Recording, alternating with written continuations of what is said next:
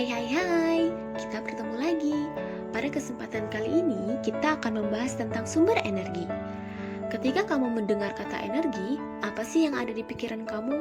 Apakah energi itu kemampuan untuk melakukan sesuatu?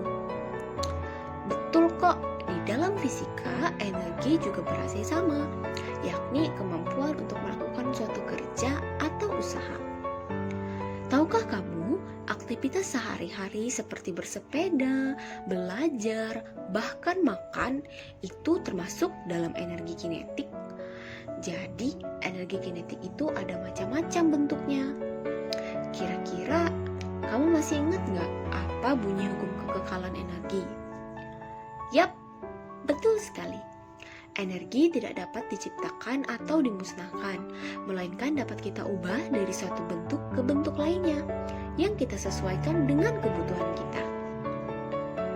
Namun, tahukah kamu, secara umum, energi dibagi menjadi dua, yakni energi terbarukan dan energi tak terbarukan. Apa sajakah itu? Mari kita bahas lebih lanjut.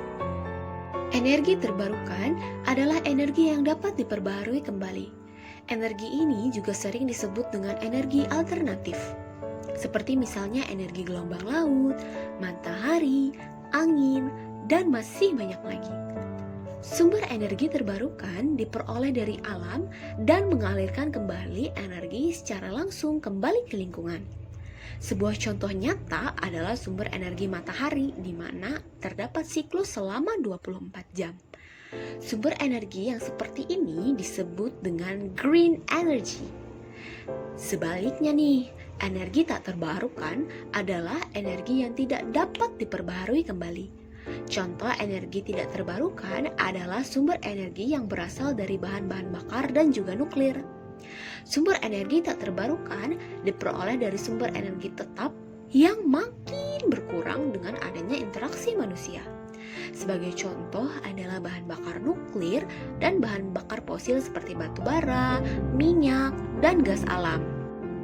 Keberadaannya di alam itu akan tetap jika tidak dipergunakan, tetapi tentu akan berkurang seiring dengan aktivitas manusia yang memanfaatkan sumber energi tersebut. Sayangnya, sumber energi ini sifatnya terbatas karena suatu saat akan habis dan tidak terbarukan kembali. Sekalipun semua makhluk hidup nantinya menjadi fosil, tentu tidak membutuhkan waktu yang sebentar untuk memperbaharuinya seiring dengan kebutuhan manusia. Di Indonesia sendiri tercatat bahwa penggunaan kendaraan dan bahan bakar sudah jauh lebih banyak. Banyak orang yang berlomba-lomba menggunakan kendaraan pribadi untuk bepergian kemana-mana. Padahal sudah banyak angkutan umum yang lebih praktis dan pastinya menghemat bahan bakar karena sekaligus mengangkut banyak orang secara bersama-sama. Sebagai seorang yang belajar dan paham mengenai hal ini, kita harus menjaga dan melestarikan alam kita. Di era serba canggih seperti sekarang, kita memang bebas melakukan apa saja. Namun, kita tidak boleh terlena dan melupakan hal-hal yang seharusnya juga kita perhatikan. Jika kamu ingin bepergian dengan jarak yang tidak begitu jauh, kamu bisa menaiki sepeda atau bisa berjalan kaki saja. Tidak perlu repot-repot harus naik sepeda motor loh. Kita beralih ke teman-teman kita yang ada di Jepang yuk. Kalau kalian pernah memperhatikan, Jepang adalah salah satu negara yang paling banyak pejalan kaki dan pesepeda. Jika jarak perjalanan masih sekitar 15 hingga 30 menit, mereka akan memilih untuk berjalan kaki. Mereka juga cenderung lebih sering menaiki kereta jika sedang bepergian jauh. Menarik sekali bukan? Selain menghemat energi, berjalan dan bersepeda pun membuat tubuh menjadi lebih sehat dan ringan. Nah, itu tadi mengenai sumber energi. Yuk kita ke sesi selanjutnya, Today's Challenge.